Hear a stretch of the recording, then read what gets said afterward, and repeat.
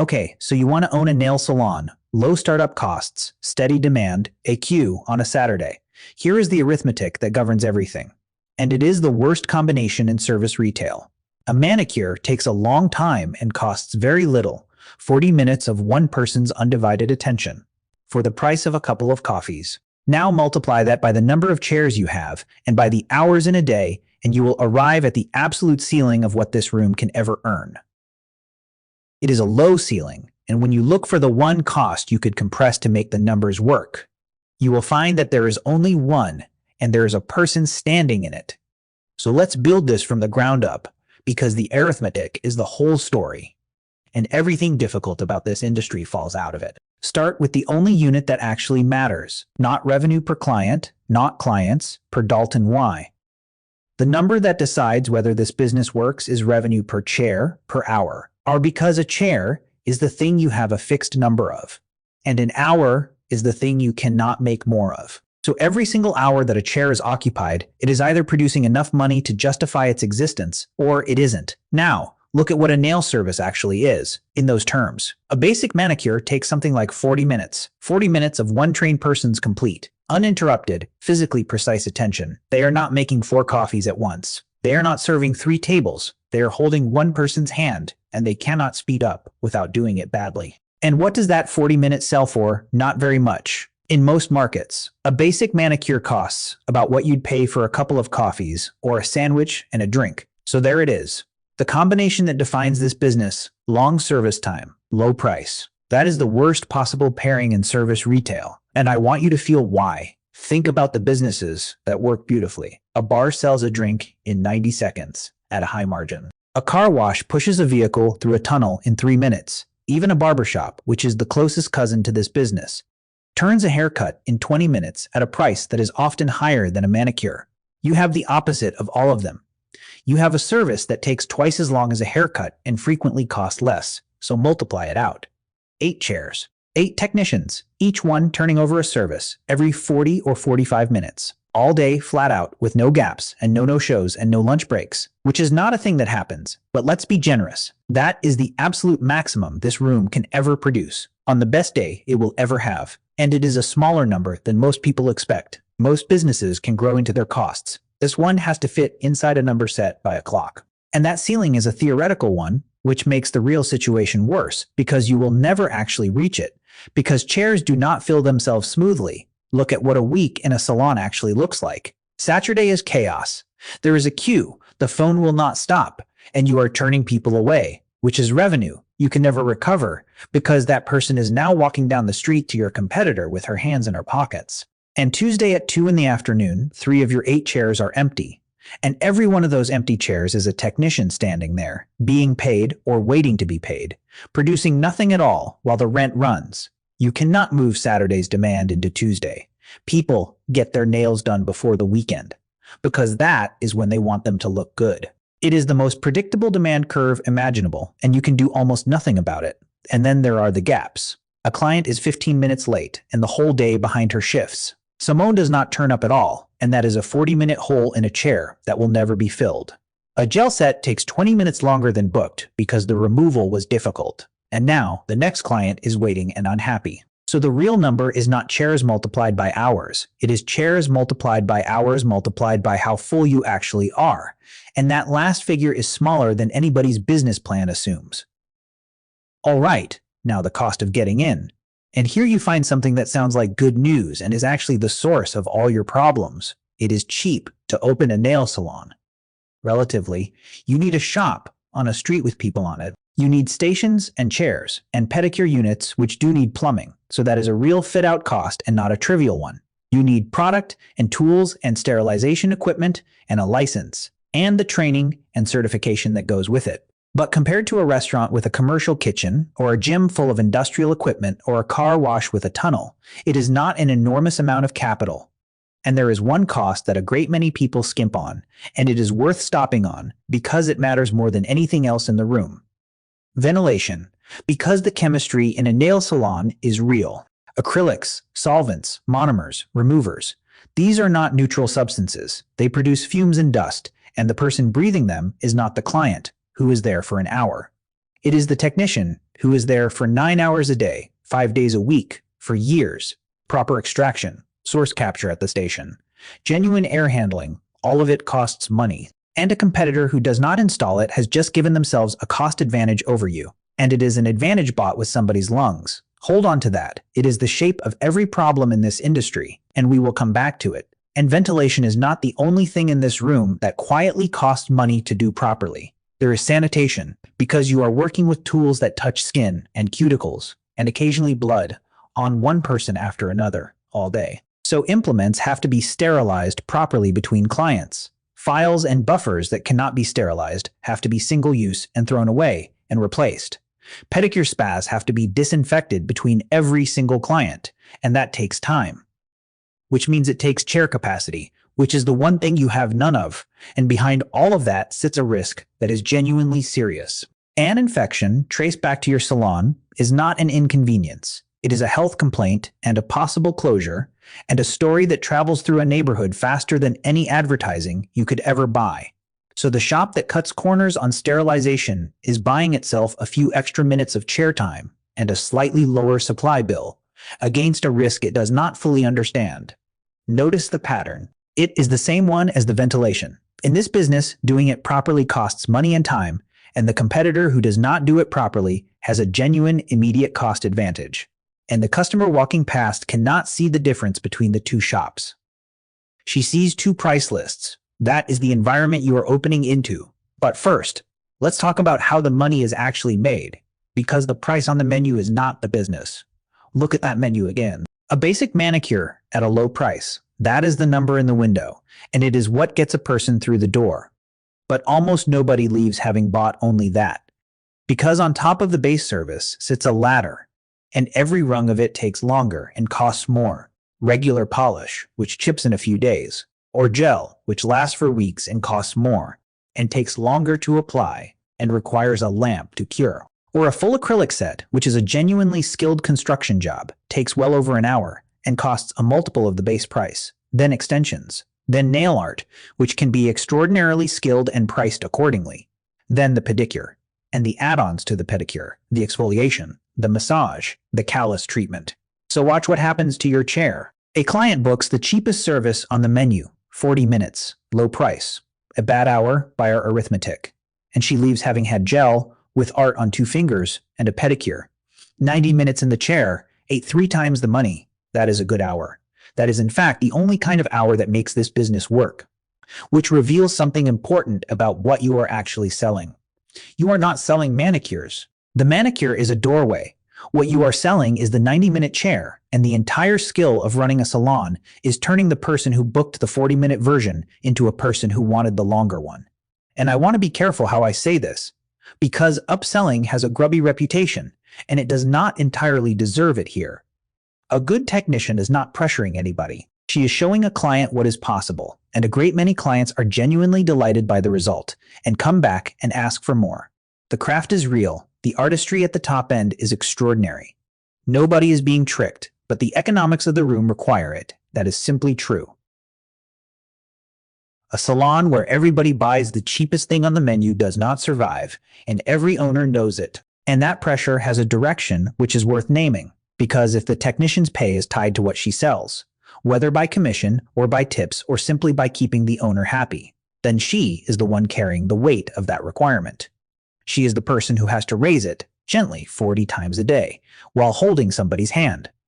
Some clients love being shown what is possible. Some clients feel pushed. And the technician has to read which is which, instantly, over and over, with a boss who needs the average ticket to go up and a customer who came in for the thing in the window. That is a genuinely difficult job, and it is one of the reasons this work is more skilled than people assume. It is not just the hands, it is the hour. Now, the fourth revenue layer, and it is the cleverest thing about this industry, and it happens by accident of chemistry. Because here is the thing about gel and acrylic that ordinary polish does not do. It does not simply wear off, it grows out. Your nails keep growing, and so a gap appears at the base.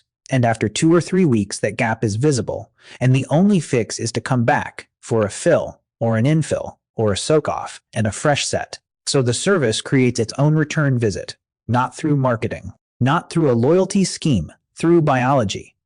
The client is not on a subscription, and nobody has asked her to commit to anything. But she is on a schedule, and she knows she is, and she will book again in 3 weeks because the alternative is walking around with grown-out nails. That is an extraordinarily powerful thing to have underneath a business, and it is why a salon with a strong base of regulars is a fundamentally different animal from one relying on walk-ins. The regulars are not a marketing achievement, they are a chemical consequence. All right, now we have to talk about the labor, because we have reached the point in the arithmetic where everything else has been accounted for.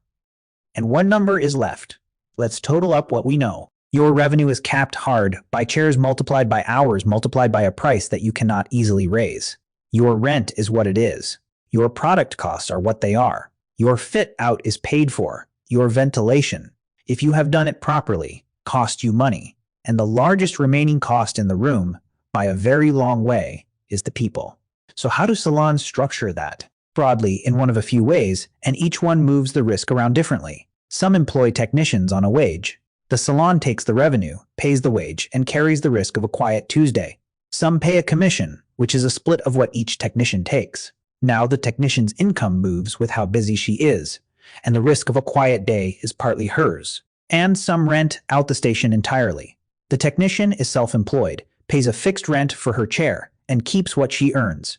Now the salon has converted itself into a small property business, and all of the risk of a slow week sits with the person doing the work. And here is where I have to stop being purely mechanical, because to explain this industry's economics without saying the next part would be dishonest, and this whole exercise is worthless if it isn't honest.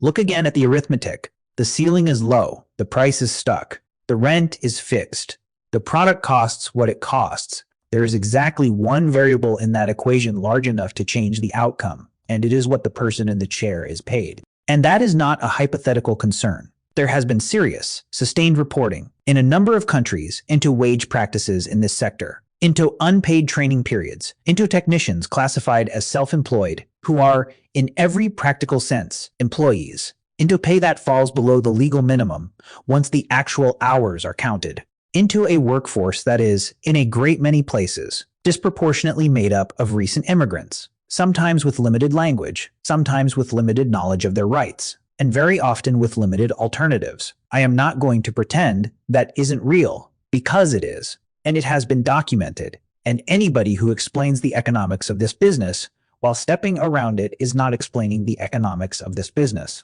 And now let me put the other half, with equal seriousness, because it is also true and it matters just as much. This industry is, for an enormous number of people, a genuine route in. It is work that can be learned. It does not require fluent language on day one. It offers a trade and a skill and a certification. And it has been, for successive waves of new arrivals in several countries, one of the few doors that was actually open. And a great many of the people who own these salons came through that exact door.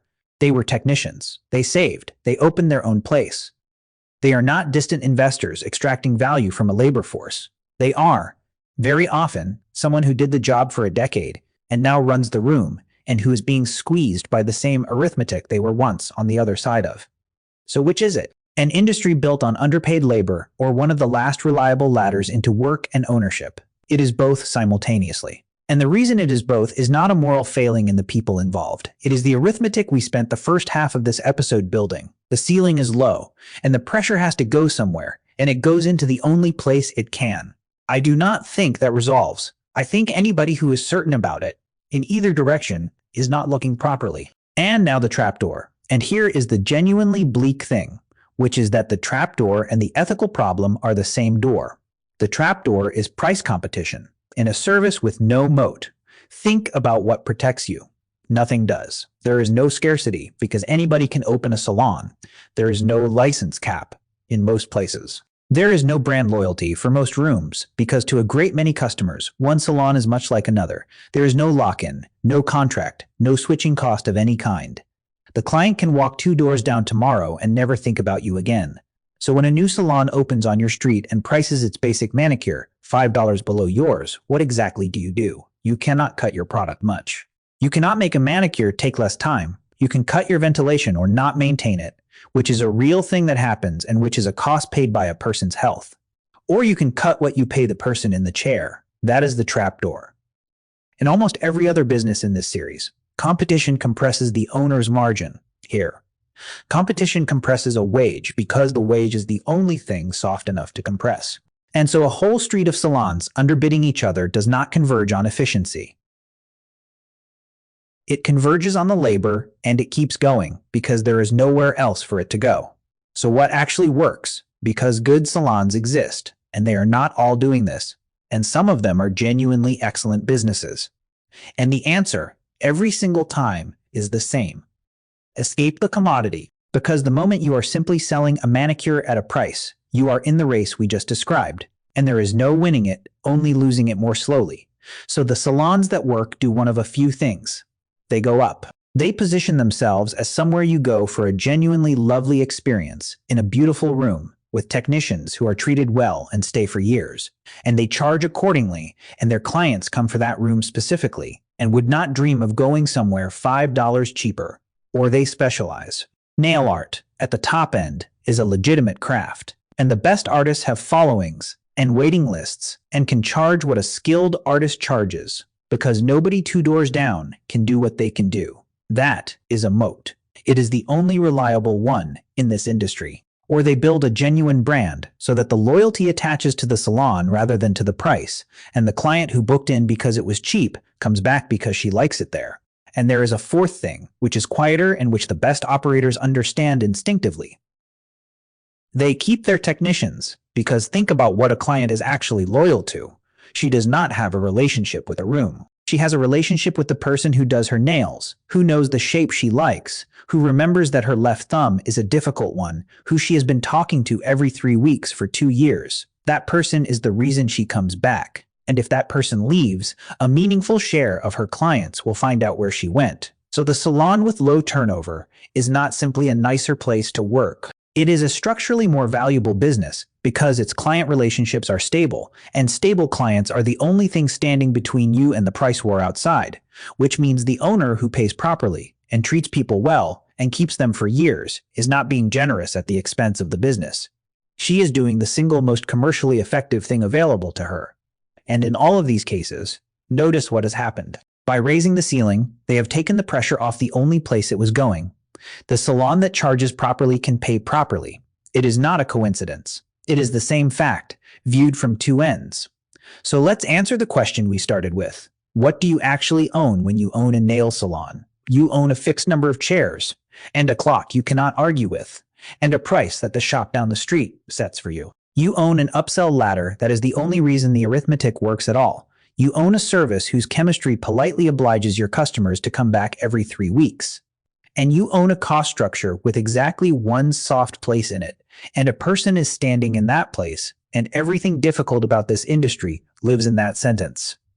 So should you buy one? Here is the honest split. The optimistic version goes like this. You build a room people love, and you charge what it is worth rather than what the cheapest place on the street charges, and you accept that you will not be the cheapest and you stop trying to be. You invest in the ventilation properly, because the people working for you are going to be breathing that air for years.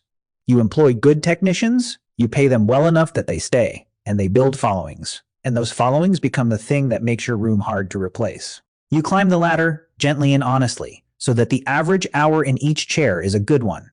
And you end up with a business that is genuinely profitable, doing genuinely skilled work, without the arithmetic being balanced on somebody's back.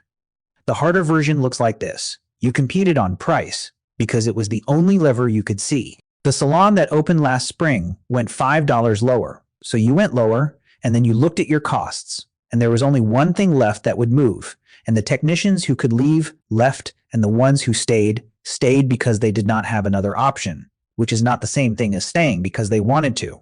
And notice what decides between those two futures. It is not the location, and it is not the equipment, and it is not even the skill of the work. Because in the end, a nail salon does not sell manicures. It sells a fixed number of hours, in a fixed number of chairs, at a price somebody else is setting, and the arithmetic only closes in one place. And a person is standing in it.